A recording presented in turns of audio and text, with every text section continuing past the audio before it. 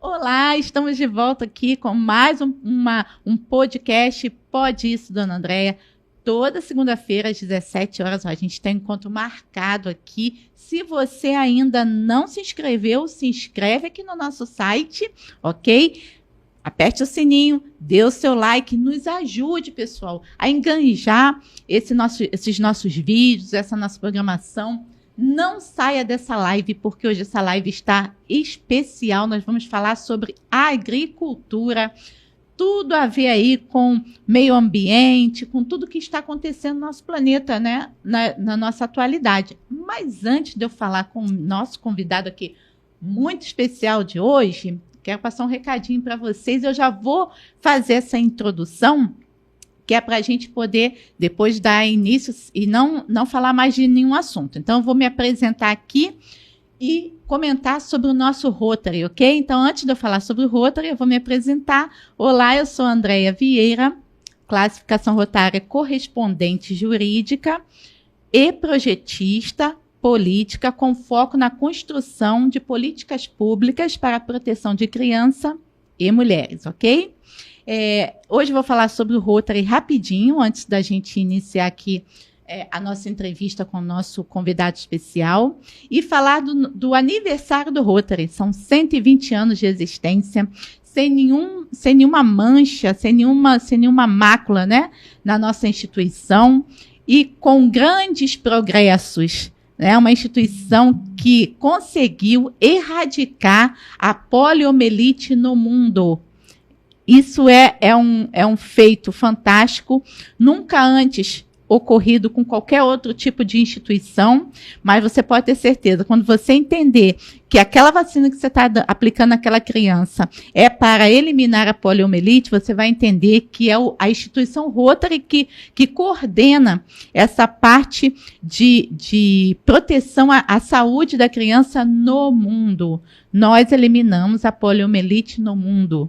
Então, é muito interessante você ter esse acesso nas redes sociais, procurar entender o que é a instituição Rotary, o porquê ela está fazendo 120 anos, como ela surgiu. Eu fiz uma gravação anterior e está aqui também nos nossos canais. Eu falei um pouquinho sobre a origem do Rotary, ok? Então, você vai lá, nos segue também na rede social, que você vai entender mais a fundo, que hoje a gente não vai conseguir falar muito sobre isso, mas eu só quero desejar, assim, felicidades à nossa instituição, tudo de bom, que viva mais 120 anos e que eu aqui, humildemente, membro do Rotary Jardim Primavera, possa contribuir mais um pouquinho para esse grande sucesso com alguns projetos que nós já estamos desenvolvendo lá no Jardim Primavera, com algumas escolas e algumas outras coisas que nós vamos desenvolver ali também, ok? Felicidades para todos os rotarianos, muitos anos de vida ao Rotary, e que o Rotary possa ajudar ainda muito mais pessoas em toda a parte do mundo, como já tem ajudado até o dia de hoje.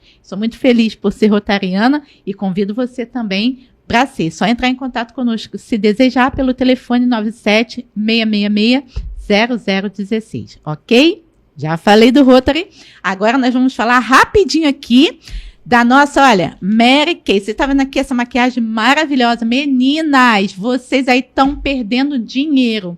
Entre em contato conosco, hoje eu trouxe essa base aqui maravilhosa, que é a base que eu estou usando, ok? É a de número 200. Não, essa aqui é de número 180, é a minha mesmo.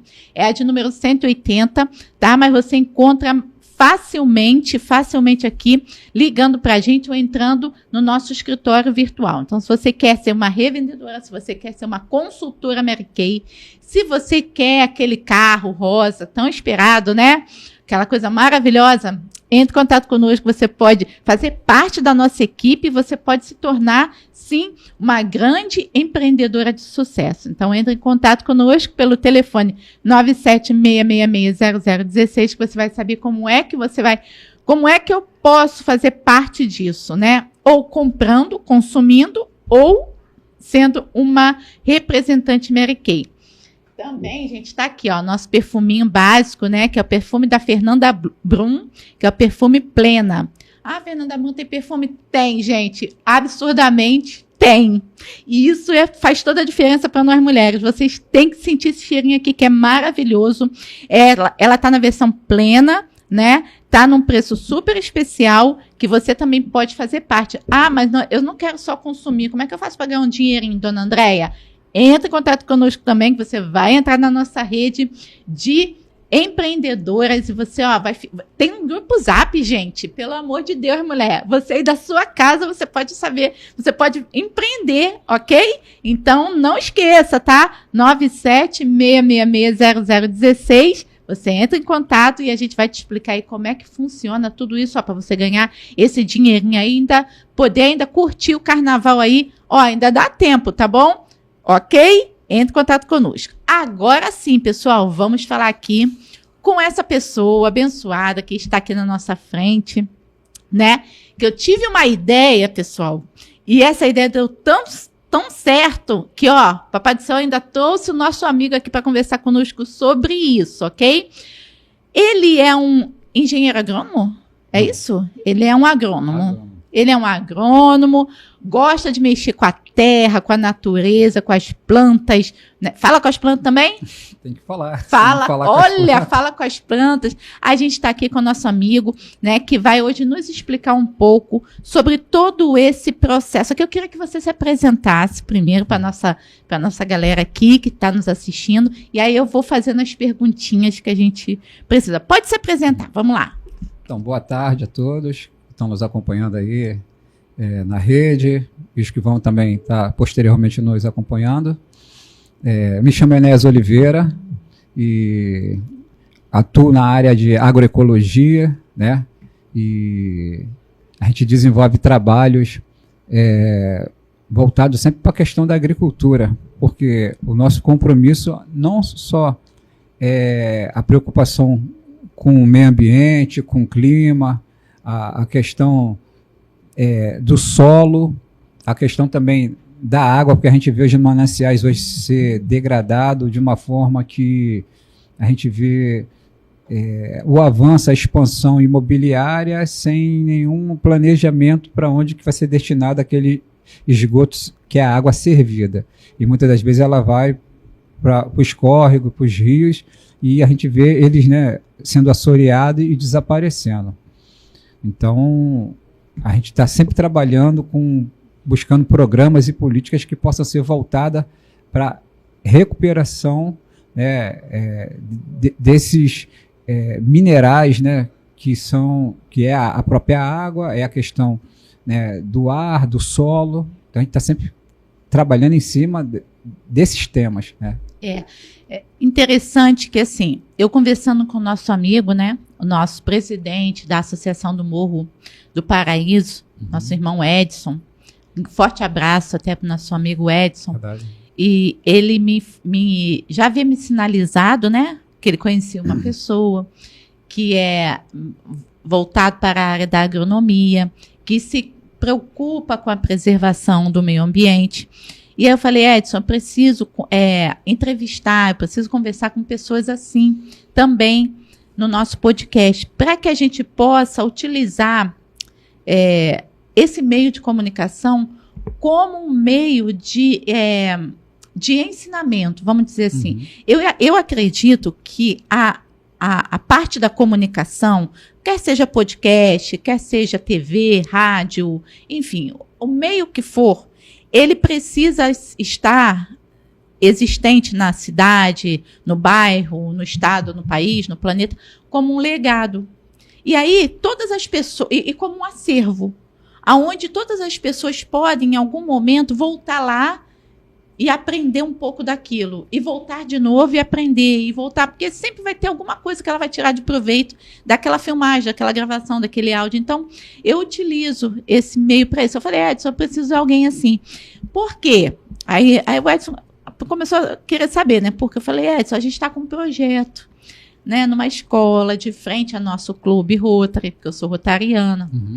E lá nessa instituição, de frente ao nosso clube, eu entendi que a melhor forma que eu tinha de ensinar alguma coisa a alguém era começando pela própria escola, para que a escola pudesse sair só do ensinamento de português e matemática, mas que ela pudesse utilizar outros mecanismos de ensinamento, para que aqueles adolescentes tivessem um motivo a mais de estar, um entusiasmo de estar indo à aula, porque hoje as professoras competem com o celular, competem com a internet, né? Então o estudo ele está sempre competindo com alguma coisa que distrai esses adolescentes, principalmente adolescentes que vivem em área de risco, em áreas carentes, em áreas onde a violência é a heroína deles, né? Área de conflito. Né? Áreas de conflito.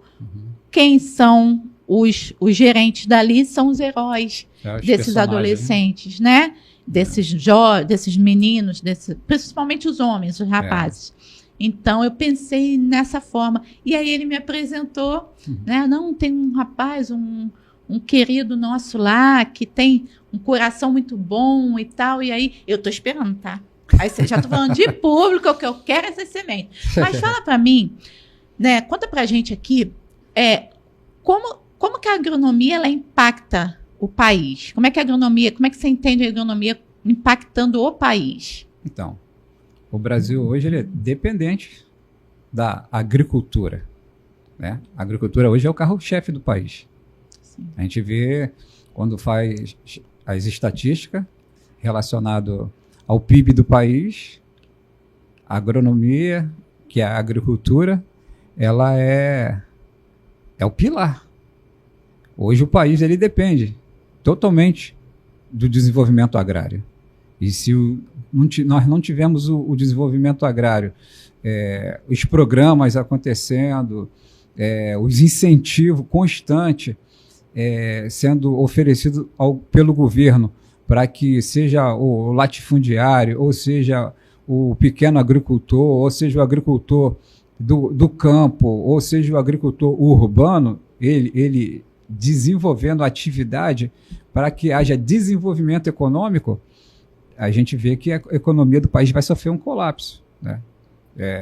Notadamente, a gente observa, por exemplo, os fatores climáticos, a preocupação constantemente dessas agendas, igual as COP que estão acontecendo. Ela começou ali com a Eco 92 e toda hora as 20 economias do país, do mundo, está se reunindo para tratar assunto voltado para qual questão? A questão é do clima, porque sabe que se acontecer um colapso no clima do mundo e ficar sem controle, vai impactar na agricultura. E o Brasil é um país que ele praticamente é um dos maiores exportadores do mundo. Quer dizer, daqui sai praticamente alimento para alimentar boa parte da população do mundo. E se nós tivermos problema aqui nessa questão, não só um colapso no âmbito interno, mas também nós vamos deixar de atender outros países. Então,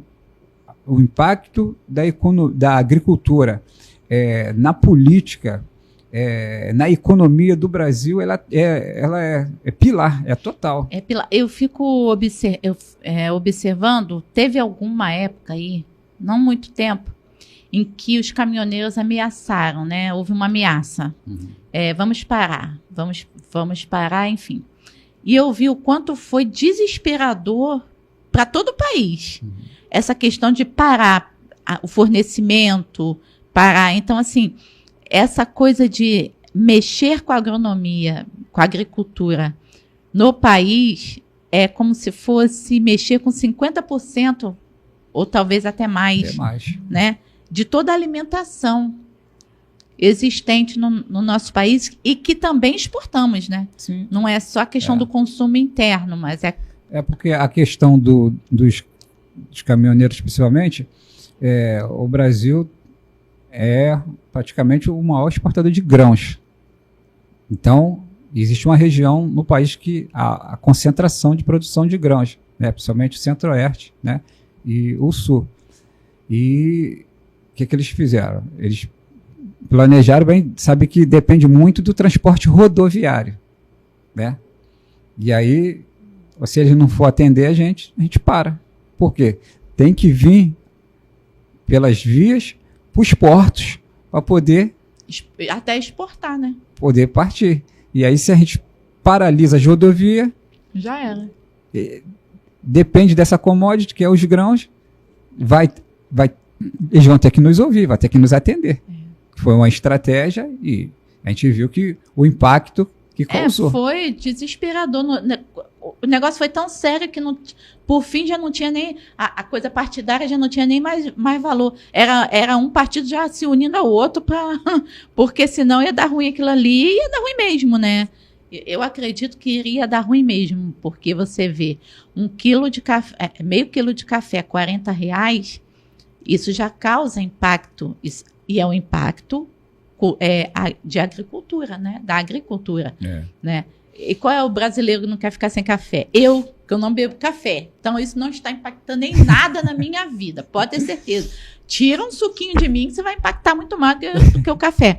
Mas vamos colocar 90% da população é consumidora de café. Então, hoje você custear o café, o óleo de soja, né? A soja, o milho, são produtos que são muito utilizados, né? São grãos que são muito utilizados pelo povo brasileiro. Você suprimir isso aí ou elevar o valor como está sendo, porque eu não acredito que o valor do café está alto porque tem pouca produção de grãos. Você pode me dizer se é verdade ou não que eu estou falando. Eu acredito que tem um outro interesse atrás disso. Porque eles especulam muito, né? Eles criam sempre uma estratégia, eles ventilam algo, mas na verdade a gente sabe que o Brasil é autossustentável.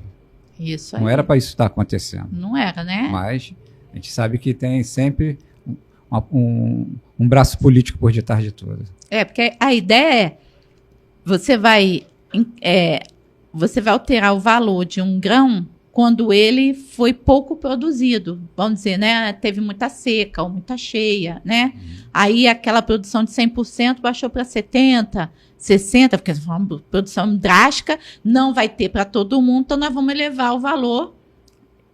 Tem muita procura, pouca demanda. A ideia é essa, então nós vamos elevar o valor até para poder, entre aspas, naquela superfaturação, tu ter mais tempo de produzir, ter condições de produzir mais para poder atender a demanda da próxima vez. Porque isso você vai explicar para a gente, que qualquer produção tem um ciclo, né? Toda produção tem um ciclo. E como é que é essa questão do ciclo? Vamos colocar do café, porque o café está bem... é um tema bem importante hoje a gente falar de café. Como é que é essa questão do ciclo? O ciclo, né, de qualquer plantação não é diferente do ciclo da vida, né? Você tem aquele período ali que você tem que fazer o planejamento, né? Que geralmente chama de intersafra. Aí você planeja, você se organiza e aí você espera o momento certo, né? Só que nós vivemos num país que cada região tem o seu ciclo, tem o seu período, porque nós vivemos num país que ele é um continente. Então você não pode fazer um planejamento de um ciclo no sul, igual no sudeste, igual no nordeste, igual no centro-oeste, porque os impactos climáticos são diferentes de um lugar para outro. E às vezes isso interfere. Você está citando o café, mas vou te dar um exemplo do que está acontecendo agora, essa demanda muito grande de temperatura que a gente está vivendo. Vamos falar da hortaliça, por exemplo. É impraticável praticamente produzir hortaliça no Rio de Janeiro. Caramba! Poucos locais você consegue produzir hortaliça do segundo semestre até por volta do mês de março. Por exemplo, de junho, julho, é no máximo o período que você consegue produzir, porque a temperatura eleva de uma forma que você não tem sucesso na tua produção. Não vai desenvolver. Não desenvolve. Entendeu? Poucas são as regiões, que é a região ali serrana. Qual seria, então, os alimentos mais propícios para essa elevação de calor que nós estamos passando? Por exemplo, vou citar o quiabo, por exemplo. O quiabo a gente pode dizer que é uma espécie perene que no Rio de Janeiro você pode plantar de janeiro a dezembro. Quiabo deve ser até um tipo de cacto, né? Que deve suportar as altas temperaturas, é isso? É. Se você for plantar Mas quiabo... que criança que gosta de quiabo, irmão? Fala pra mim. Nem eu gosto. Apesar, gente, que é um alimento, né? a com questão, bastante vitamina, né? porque é isso aí. A criança, geralmente, ela não entende nada. E aí tem que criar toda uma estratégia para poder entender, com o tempo, a importância do valor nutricional que tem. Uhum. Né? Então, o quiabo, a gente está citando, você pode plantar quiabo de janeiro a dezembro, que você vai ter sucesso. Agora, se você for plantar quiabo em regiões frias, você não vai ter sucesso, porque ele não se adapta. Entendeu? Caramba. Então, essa questão do ciclo de uma plantação, você tem que entender qual é a característica dela, qual é a região que ela se adapta melhor e qual é o período do ano que você pode desenvolver aquela chamada cultura, né? Pô, agora é ideal para essa cultura, agora é ideal para essa. Por exemplo, batata doce, por exemplo, que a gente chama de caixaria, né? Batata doce, batata, aipim, inhame, você pode plantar o ano inteiro, em qualquer época, que você não vai ter problema. Batata doce, qual mais? Praticamente tudo que é caixaria, né? Batata doce, o inhame, o aipim, você não tem problema. Por quê? Porque ela se adapta a qualquer época do ano e qualquer temperatura. Tomatinho não, né? O tomate, ele é mais voltado para a área, assim, de temperatura mais amena, né? Porque, assim como eu estava comentando, o caso do quiabo, por exemplo, eles sofrem, por exemplo, se você tiver muita névoa, muita chuva, aí ele sofre de pragas que ataca, que é o iódio, niódio, né? E aí você tem que vir fazer um tratamento defensivo para que você não perca a tua lavoura, né? Porque a gente tem esse problema também. No ciclo de produção, se você não tiver um planejamento e não acompanhar, você pode ter um problema ali de pragas que vem e ataca a tua lavoura e você perde tudo. Caramba, ainda tem isso, né? E frutas? Quais seriam as frutas melhores para plantio nessa alta temperatura? Vamos dar um exemplo. Por exemplo, como nós somos um país costeiro, né? A gente sabe que, por exemplo, coqueiro, né? Coco adora calor intenso. Então, coco é sucesso. Mas nós temos aí, por exemplo, a gente pode citar a fruta mais consumida no país, que é a banana, né? Banana também suporta altas temperaturas. Porque ela sabe, vamos dizer, é uma fruta, né? É uma espécie muito inteligente. E é uma fruta tropical, né? E ela é muito assim, ela cria defesas, né? Por exemplo, você planta uma lavoura, né? E aí, entre elas mesmo, ela tem muita comunicação, porque como é um rizoma, ela é a partir da própria folha dela, ela vai se desenvolvendo, né? Começa com uma folha e vai desenvolvendo o rizoma dela até ela atingir ali a fase dela adulta, né? E aí ela tem o ciclo reprodutivo dela, e é interessante, né, que ela solta aquele mangará, né, que é aquele coração, e aí tem a parte assexuada dela, que são aquelas flores que a gente vê, e dali ela vai formando o escacho para poder vir a fruta, né? Uma vez eu fui na exposição ali de Itaguaí, aquela Expo Itaguaí, aí eles têm a parte toda rural, né? Que é uma plantação. Já foi lá? Conheço. Então, sim. Tem uma parte assim que é só... Você está falando agora, eu fiquei pensando em Itaguaí. Falei, meu Deus, essa temperatura. Porque eles têm que ter um período de plantio para poder expor na Expo. Então, com essas temperaturas altas, eu nem sei como é que tá. A coisa mais linda lá. Então, aquela região ali do sul fluminense ali, Itaguaí, principalmente, Mangaratiba, isso é comentado. Ali parece que tem ali um corredor um cinturão ali de vento. Ah, E Itaguaí e Mangaratiba são um dos maiores produtores e de sucesso, de qualidade de banana, entendeu? então, No eu Rio ia de te falar da Janeiro. banana. Mas eu comecei da hortaliça, eu cheguei na banana. Aí eu lembrei das hortaliças, a coisa mais linda que tem. Só de alface, só couve. A coisa mais linda. Eu vou na exposição para olhar basicamente isso, além dos eventos, mas eu gosto daquilo ali. Mas tem a parte da banana. Aí tem as barraquinhas, né? Uhum. E tem uma instituição lá, algo assim, que eles trabalham só com biomassa. Então, eles utilizam tudo da banana. Tudo. É banana, como é que é? Chips de banana. É uma massa da banana que você faz tudo com aquilo ali. Vitamina, bolo, faz tudo. Você substitui várias coisas do seu cardápio por esse consumo da banana, só que cada hora de um jeito. Aí eles utilizam a casca da banana. Até essa que a minha avó chamava de umbigo, né? É o mangará. Que é o mangará, aquela flor rosa, né? É o coração. Até isso eles usam. Eles fazem alguma coisa com aquilo ali. Você pode fazer uma salada, você pode fazer o xarope, entendeu? Você pode fazer o xarope do mangará, que ele é um dos melhores xaropes para você poder expectorante. Olha, com aquelas pétalas, com aquela... Você vai cortar ele e aí geralmente fazem com açúcar queimado ou com mel, né? E aí você faz um xarope. Você tem um ponto que você vai acertar, aí depois você engarrafa ele e quando precisar consome, entendeu?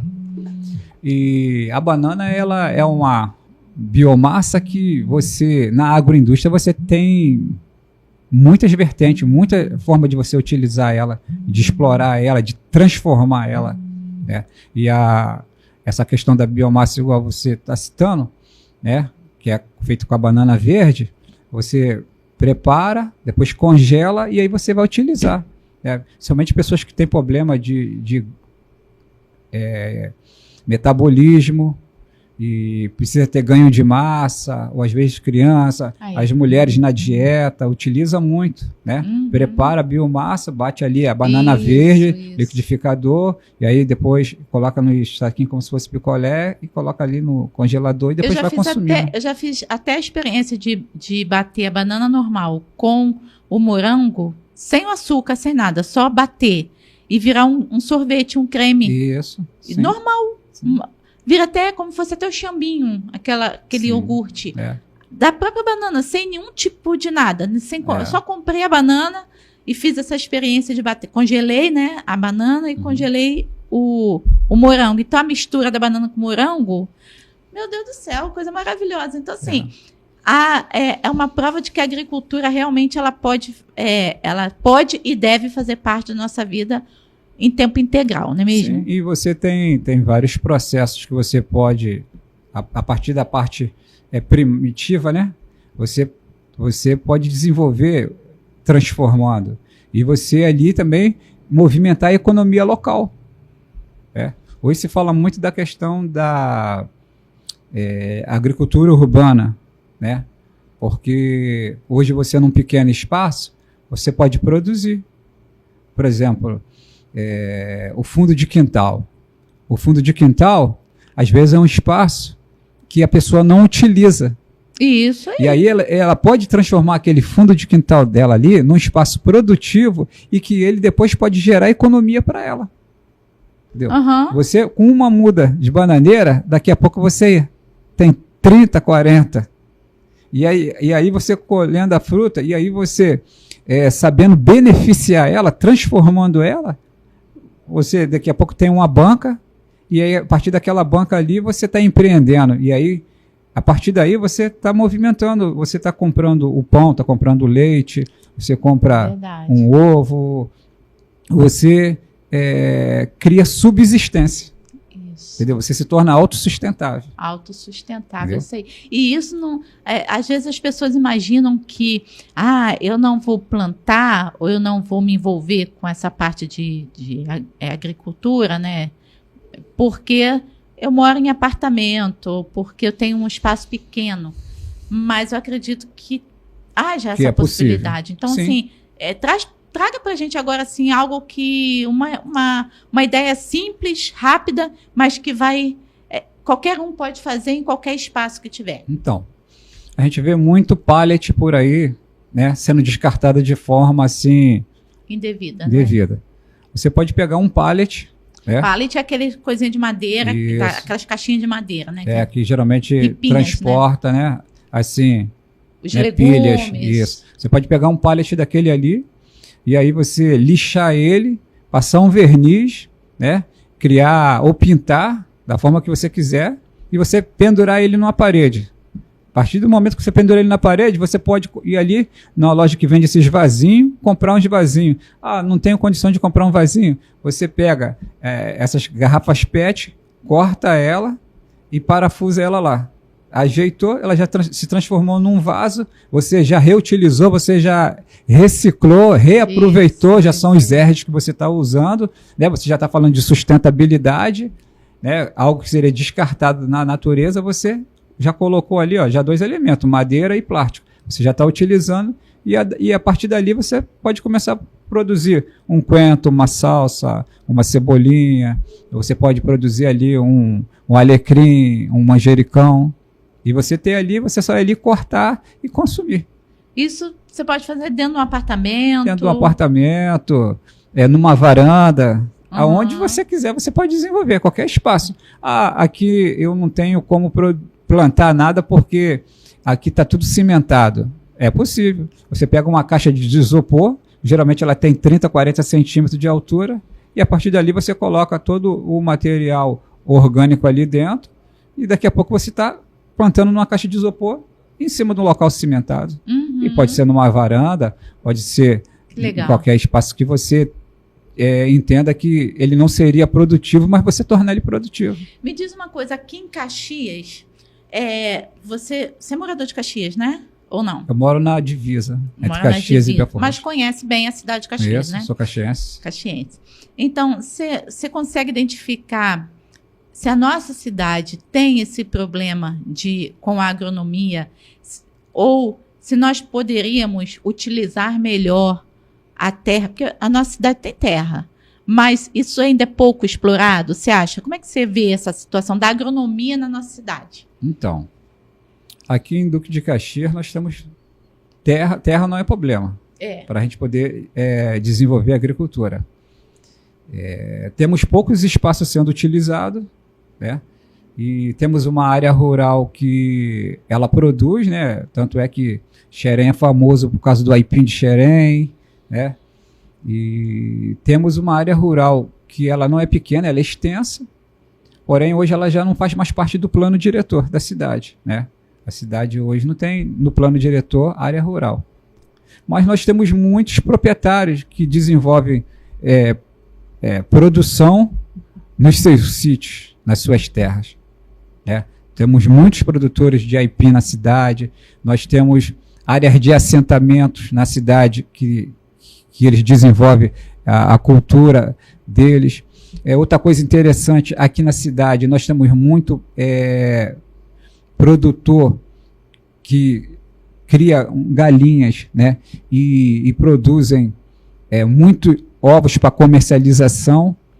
E, inclusive, a nossa cidade é uma das poucas cidades que tem um entreposto de ovos. Por que a gente está pagando 20, 30 reais uma cartela de ovo aqui nessa cidade? Não é brincadeira. Mas, assim, no mínimo, até um pouco uma novidade para a gente, porque, assim, a cidade ela não se coloca como uma cidade que se preocupa com esse perfil da agronomia. Isso é até um ponto bem interessante para a gente discutir isso na Câmara de Vereadores, para a gente criar uma política pública voltada para a agricultura no nosso município, né? Porque se terra nós temos, né? Se ela não está dentro de um plano diretor, basta a sociedade incentivar isso, né? Fomentar isso, para que isso ocorra. Porque eu acredito que se nós tivermos, tipo aquelas hortas solidárias, né? O tanto que a gente tiver disso nos 4 distritos, de todas as áreas vazias, de todas as áreas comuns que ninguém estiver usando, e o município utilizar aquilo ali, ainda que seja por um tempo, mas para a produção de alimentos. Por exemplo, eu vou te dizer uma coisa assim, isso que eu tô te dizendo, que nós vamos fazer no colégio estadual, em frente ao nosso clube, é um projeto piloto que eu quero desenvolver para todas as escolas municipais. Por quê? Porque, como conselheira tutelar, eu tive que verificar todas as escolas. E eu vi que as escolas têm espaço para isso, né? E por que você tem que gastar dinheiro comprando alimento fora, se você pode, ao mesmo tempo, ensinar o adolescente, a criança, e eles mesmos entenderem que eles podem consumir aquilo que eles estão plantando. Lógico, isso não vai ser de um ano para o outro. Imagino eu. Não tenho muita noção de agronomia, meu negócio é papel. Mas, assim, eu imagino que ao longo de uma gestão, isso vai ocorrer. Tipo, daqui uns 4 anos, isso vai ficar tão normalizado, tão legal de ser, que aí, daqui a pouco, a própria escola vai se tornar independente nesse ramo de agricultura. Ela já vai ter os seus legumes próprios, as suas verduras próprias. Vai diminuir o custo até. Aquele orçamento que seria para legumes e verduras já vai ser utilizado para outro fim na escola. Assim, isso é um pensamento meu muito pequenininho, vamos dizer, né? Quem sou eu? Mas assim, mais de uma observação que eu fiz enquanto visitei todas as escolas do meu município. Por exemplo, o que eu posso citar para você aí em relação a isso? Aí, né, enfatizando a questão da primeira pergunta que você me colocou, referindo o que acontece no município em relação à agricultura, e chegando nessa questão da escola aí. A gente tem conversado muito com os agricultores. Quem que tem conversado muito com os agricultores? Existe em Caxias o Sindicato Rural, né? O Sindicato Rural que representa os agricultores na questão previdenciária. Particularmente, me perdoe a ignorância, eu nem sabia que existia. Isso é uma ignorância minha mesmo, assim, de desconhecimento. Mas que isso sirva também no nosso podcast para que outras pessoas saibam que existe. Sim. E o Sindicato Rural de Duque de Caxias é um dos mais antigos do Brasil. Né? Caramba. Só que é assim, tudo na vida é aquilo que a gente citou, o ciclo. Né? E geralmente o que acontece na área rural? A área rural, ela tem desaparecido, né? Vamos falar de evasão, porque não existe a continuidade. Não se pensaram nisso. E aí, geralmente, o que acontece com o agricultor? Ele vai atingindo uma idade e não tem sucessão. Hoje tem se falado muito sobre essa questão. Por que vai sumindo onde fala de mancha? Naquela cidade ali existia um grupo de agricultores. E aí, passado 20, 30 anos, desapareceram. Foi só questão de políticas públicas? Não. Porque não houve um planejamento familiar para haver uma sucessão. E aí, se referindo ao sindicato, eram senhores de certas idades e acabaram morrendo, atingindo a idade, chegou um tempo e morreram. E aí o sindicato ficou parado, ficou inativo e não houve sucessão. Então ele agora está retomando, né? Já tem os presidentes, já tem a diretoria, eles já estão tomando pulso novamente. Eles estão lá fazendo os planejamentos de ações para poder entender como que está o campo hoje e como que vai desenvolver. Existe também a Associação dos Produtores Rurais do Capivari. Também teve problema de sucessão e aí ficou parado no tempo. Foi retomado e hoje existe um grupo de agricultores que eles estão associados, eles estão unidos, eles estão organizados. Tanto é que hoje eles têm um entreposto de ovos funcionando. O entreposto de ovos o que é? É um local onde toda a produção de ovos de determinados associados são conduzidos para aquele local e ali é feita toda uma organização, uma classificação. Como fosse uma cooperativa. Aí é feita uma rastreabilidade, né? Tem profissional técnico responsável que acompanha, visita quem tem os galinheiros no sítio, como que está sendo feito a parte fitossanitária, como que é tratado, como que é cuidado, como que é feita a alimentação, higiene, e aí os ovos saem dali, passa pelo entreposto.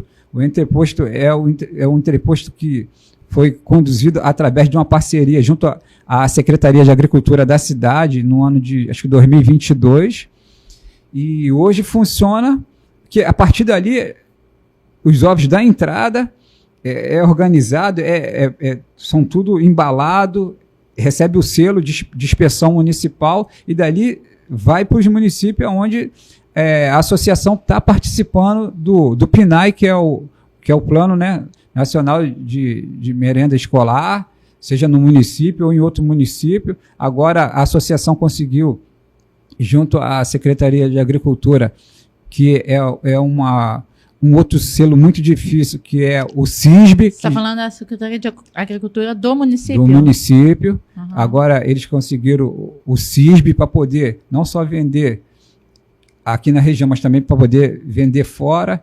Então, essa questão hoje do agricultor, ele precisa estar organizado. Aí existe outra questão também de documentação. E aí muito se discute a questão, poxa, não há políticas públicas acontecendo na cidade para desenvolver a agricultura. Por quê? Porque o poder público, a partir do governo federal, tem o plano, né?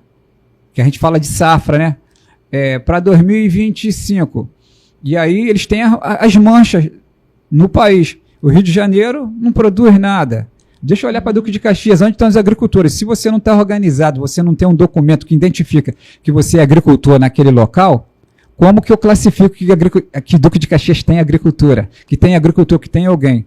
Então, por isso é importante desses órgãos, associação, sindicato, cooperativa, estar organizado, esses agricultores estarem organizados para eles serem identificados, porque eu posso dizer hoje, Caxias tem 50, tem 100, tem 200, tem 300, aí um grupo unido, ele tem força para poder ir lá no setor 1, né, que é o setor público, aonde demanda as ações de programas, de políticas públicas para poder buscar incentivo para funcionar. Mas se lá em cima, governo do estado, governo federal, não entende que não funciona nada aqui na cidade... A princípio, o governo federal não enxerga o nosso município como um município que está preocupado com a agricultura. Sim, desde que o agricultor ele não esteja organizado, ele não existe. Ele não está cadastrado, ele não está contabilizado, ele não... A princípio, entre aspas, nós sabemos que tem, mas é igual o pessoal da pesca também. Está cheio, tem mais de 100 Temos muito na cidade. Mas ele não é reconhecido porque não está organizado. E eu digo não por causa do poder público, mas por causa do próprio agricultor. Aí, vamos lá. Entendi. Vamos falar da informalidade. Ele atua como informal. Então, se você não gera nada, não movimenta nada. Por exemplo, eu cheguei aqui, vendi esse perfume aqui. Aí não emito nota. Eu não movimentei uma cadeia. Então, como é que eu vou aparecer? Aí existe, ninguém. Você não existe. Então, a importância hoje daquele entreposto é para essa finalidade. Hoje, o agricultor ele tem que ter a nota fiscal, ele tem que ter a inscrição estadual, ele tem que estar organizado. E ele tem que ter o CAF. Que é o CAF, que é o antigo DAP, que era o documento de aptidão ao PRONAF. Então, se ele não tiver organizado, olha o que vai acontecer com ele lá na frente, que a gente falou sobre sucessão. Como é que ele aposenta? Como é que ele... Entendeu? Quando chega na hora de aposentar, ele não tem documentação, ele nunca comprou, ele nunca vendeu, ele não existe. Então, ele não... Vai pelo BPC. Que é o benefício de prestação continuada, sem ter direito ao 13º salário. Quando o agricultor, né, o produtor rural, ele é uma classe especial, ele não se enquadra na regra geral. Não se enquadra. A mulher, ela tem direito aos 55 e o homem aos 60, desde que ele tenha no mínimo 15 anos. Isso aí. Né? Então, essa é a questão fundamental hoje. O agricultor ele tem que estar organizado. Se ele estiver organizado, pode melhorar muita coisa aqui na cidade, e aí a gente vai falar de desenvolvimento econômico. Sim. Aí vai haver desenvolvimento econômico. Porque se ele não tiver organizado, ele não está pronto para vender. Aí acontece isso que você citou. A questão da escola. A escola ela precisa consumir. O poder público é o maior consumidor que existe numa cidade. E aí o governo federal diz que lá 30% tem que ser consumido do agricultor local. Isso. E se ele não está organizado, ele não está apto. Eu ia te falar isso. Ele perde essa oportunidade. Entendi. Então, olha como que nós podemos fazer Duque de Caxias, que tem um potencial absurdo, desenvolver, de gerar e de acontecer agricultura aqui na cidade. É muito pequeno e assim, nem é enxergado. Não se enxerga. Por quê? Onde você está? O que você está fazendo? Eu não te conheço, eu não sei onde você está. Por quê? Porque você não se organizou, você não está documentado, então você não, o poder público não te vê. É verdade. E muitas das vezes o agricultor, por falta de conhecimento, ele fica culpando porque o poder público não faz. Não, o poder público não faz porque ele não te enxerga, ele não te vê. Então, isso aí é uma mudança comportamental, isso tem sido muito discutido, isso tem sido muito falado entre os agricultores nessas organizações, para que passos maiores possam ser avançados. Porque o governo, às vezes, caso federal, tem recursos para colocar na cidade para desenvolver a agricultura aqui, mas não desenvolve porque ele não enxerga. Ele tem que ter um motivo, né? Ele tem que ter um motivo. Para ele deslocar um recurso até algum lugar, ele tem que ter uma justificativa. Que justificativa é essa que vai ser feita se não tem registro nenhum, se não tem nada? Foi isso que eu debati na questão da segurança pública. Por hoje eu ocupar a vice-presidência do Conselho Comunitário de Segurança, a briga é porque não tem recurso para os voluntários do Conselho Comunitário de Segurança. Eu mesma respondi para eles, eu falei, porque não tem justificativa.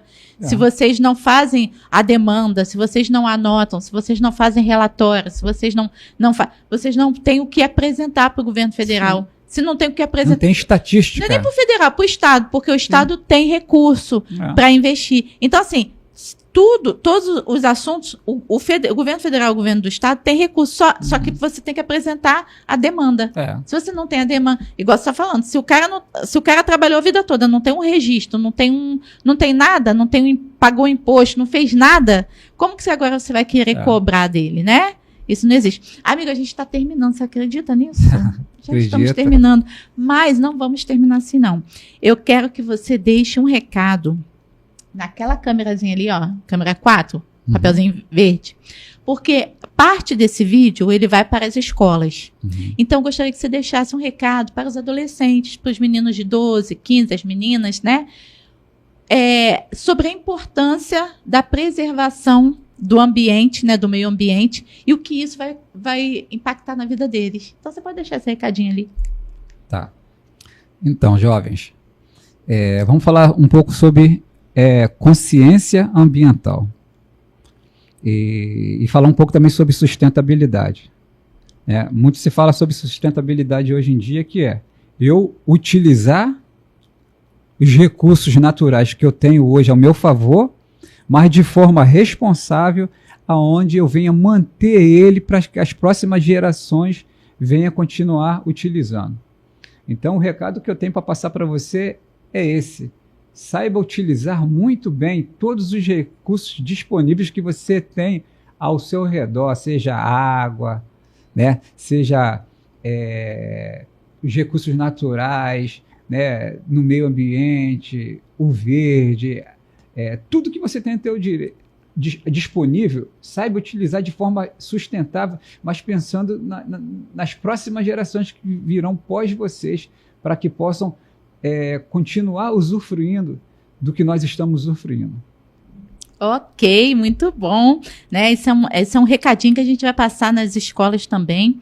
A gente espera poder contar contigo também, com seus projetos, e com a Associação de Moradores do Morro do Paraíso, com o nosso presidente Edson, nos projetos que a gente está desenvolvendo nas escolas aqui no nosso município. Sim. Antes de eu encerrar, eu vou fazer uma chamadinha agora aqui, em agradecimento ao Salão Dona Bonita, e a gente volta aqui rapidinho. Vou só fechar essa câmera aqui. Meninas, tudo bem com vocês? Eu sou a Andréia Vieira, do podcast Pode Isso, Dona Andréia, exibido toda segunda-feira às 17 horas na TV Metropolitana. É só você me procurar nas redes sociais. Mas eu estou aqui para agradecer a Dona Bonita Salão. Esse salão, ele fica ali no Shopping Grande Rio, né? Shopping Grande Rio, não, no Unigran Rio ali, do lado da faculdade Unigran Rio, no 2º piso, ok? E esse cabelo lindo aqui, que vocês estão vendo todo arrumadinho aqui, olha, coisa maravilhosa, foi uma promoção que a Dona Bonita Salão me ofereceu. Eu fiz essa promoção maravilhosa, ganhei um desconto e ganhei uma promoção ainda para fazer um laser nas axilas, e que foi assim maravilhoso, que é uma parceria que eles fazem lá com uma outra instituição. Então, se você quiser entender melhor e saber como que esse produto ficou maravilhoso, a profissional que fez esse trabalho lindo no meu cabelo, ela se chama Cleidmar da Silva Ribeiro. Então, você vai procurar a Cleidmar de segunda a sexta, lá no Salão Dona Bonita, no Shopping Unigran Rio, no 2º piso, ok? Não se esqueça. Cleide, um beijão. Eu amei o que você fez no meu cabelo. Foi maravilhoso. E espero que vocês, meninas, possam estar lá também para ganhar a sua promoção e também dizer o quanto vocês ficaram lindas e maravilhosas com os produtos que são de altíssima qualidade, e a profissional Cleide é a das melhores, gente. Então, vai lá e faça a sua entrevista lá e veja o quanto que isso vai ser gratificante, você chegar com os cabelos lindos, né?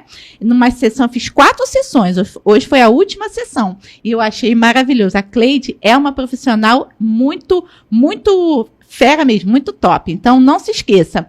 Shopping Unigran Rio... Unigran Rio, que eu confundo com a Grande Rio. Mas é Shopping Unigran Rio, ali do lado da faculdade Unigran Rio, no 2º piso. Você vai procurar a Cleide, de segunda a sexta, a partir das 9 da manhã, no Salão Dona Bonita. Beijinho, tchau, tchau. Agora, voltando aqui, né? Eu quero agradecer a sua participação aqui. O assunto é extenso. Acredito que você não tenha falado 10% de tudo que você conhece sobre a agricultura. Podemos marcar outros, né? Podemos sim. Inclusive, a gente pode depois falar muito sobre as hortas nas escolas. Isso. Que é um projeto que eu desenvolvo na cidade, né, através da Secretaria de Educação, hoje em 30 escolas, e depois a gente pode falar muito sobre esse tema aí, trabalho que a gente faz com as crianças. Vamos fazer essa interação, né? Essa parceria. E eu acho que vai ser muito legal esse trabalho nosso aí de desenvolvimento, de conscientização. Por exemplo, o nosso município tem mais de 200 escolas. Então, se já fazem 30, está faltando 170. Exato. Mas a ideia... Mas é a iniciativa, a ideia é o a gente, início de tudo. Né, utilizar todos os espaços de todas as escolas para essa evolução, né? Porque hoje o que acontece? Você tem que entender a estrutura da escola, o ambiente, né? Aí tem escola em determinados distritos, é aquilo que a gente falou, tem uma logística muito diferente, 1º, 2º, 3º e 4º distrito. Aí você consegue trabalhar melhor em um, em outro não, mas aí é o pontapé. E outra coisa também importante, numa outra oportunidade, a gente vai falar sobre o PROMEA, que está acontecendo na cidade, que é o Programa Municipal de Educação Ambiental. Está sendo implantado e está acontecendo, e é um tema bem legal. Eu tive teve agora um encontro aqui no museu, se eu não me engano. Estava presente. Eu também estava lá. Estava presente. Né? Aí participei, ganhei até um kitzinho da Educar, né? Que é uma instituição, uma ONG. Ganhei um kit muito legal também, muito interessante esse kit. E faço parte também do projeto da Defesa Civil, que é da NUPIDEC. Né? Eu sou no NUPIDEC, 1º distrito. Eu tenho um projeto de horta para eles, inclusive vou começar agora, que é de São Bento. São Bento. Já é 2º distrito, né? Aí tem uma área lá já... Hoje até conversei com ele, deixa a temperatura... Conversou com a Defesa Civil? Isso. Ou com a NUPIDEC? O pessoal da NUPIDEC que está lá. Ah, que legal. Eles me chamaram e aí a gente vai desenvolver um trabalho ali com as crianças ali. A partir de repente, abril. Isso aí, legal. Show de bola. Sempre essa questão. Educação ambiental, consciência ambiental, conscientizar eles, a questão da responsabilidade, eles entender. Só lembrando que, como está sendo gravado, que a NUPIDEC, as NUPIDECs, elas não são voltadas a elas não são desenvolvidas para nenhum curso com criança, né? Tem que deixar claro, porque a secretária nos orienta também a gente falar isso. As NUPIDECs são extensões da Defesa Civil que preparam adultos para os casos de desastres naturais e outras emergências que possivelmente poderiam acontecer dentro de um município. Mas os cursos que acontecem, eles estão ligados à NUPIDEC. Esses cursos. Então, assim, eles utilizam o ambiente que a NUPIDEC já desenvolve de formação para adulto, aí vem aqueles cursos de instituições adolescente, na verdade, que se chegam e criança, mas instruem, né? Mas só para ficar claro, para a secretária, já estou dando um recado aqui para minha secretária de Defesa Civil, depois não entender que, né, a gente está aqui fomentando nada, que a ideia aqui é só a questão de estar inteirado, entrelaçado entre as secretarias do município para melhor desenvolvimento da nossa cidade. Que é hoje a proposta do PROME, né? Educação, meio ambiente, agricultura, né? E a assistência social. Trabalhar junto a esse programa, onde o projeto das hortas já está incluído lá. Você estava presente, você viu que acho que foram 25, né? 25 intenções. Menina, eu fiquei boba com a menina que... Você viu o depoimento da menina que ela deu? Ela tem mais de 10 mil seguidores. Ela sozinha. Só com os insetos. A garota sozinha, eu falei, meu Deus do céu, tá muito mais à frente do meu tempo. Mas legal, né? A gente já tá terminando, falta um minutinho. Você quer mandar um abraço para alguém? Não é show da Xuxa não, mas pode... pode mandar aí seu abraço. Eu quero agradecer a todos que estão, de certa forma, nos prestigiando. Nós podemos estar divulgando, né? Estaremos aqui e agradecer, né? O incentivo de todos aí pelo nosso trabalho, né? Todos que têm sempre nos incentivado e nos apoiado de uma forma direta e indireta.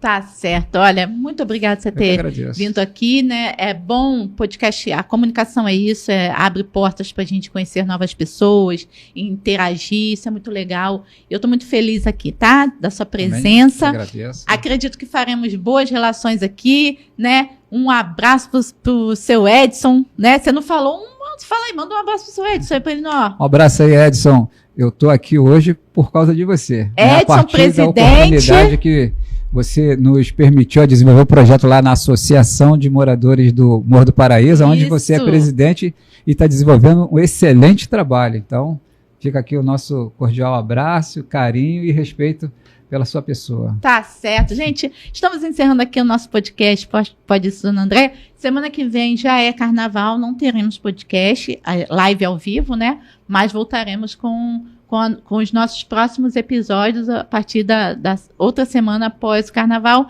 Tenham todos aí um bom descanso. Não vou desejar feliz carnaval para ninguém, bom carnaval a ninguém, porque eu não gosto de carnaval, não gosto desse negócio. Mas você aí que curte, só toma cuidado com os 70 graus do calor, tá, filho? Pra vocês não derreter aí, ok? Bebe menos possível para não causar acidente, porque a gente vai passar por uma Avenida Brasil, então a gente não quer ter esse desapego né, de você que bebe, querer bater no nosso carro, então beba menos ou beba só dentro de casa para não causar acidente a ninguém, ou chama o Uber para poder dirigir para você. Mas bom descanso para todos e até o próximo podcast, se Deus quiser. Lembrando que estamos numa grande obra e nós não vamos parar. Tchau, tchau. Você está assistindo a TV Metropolitana Rio, Canal 2.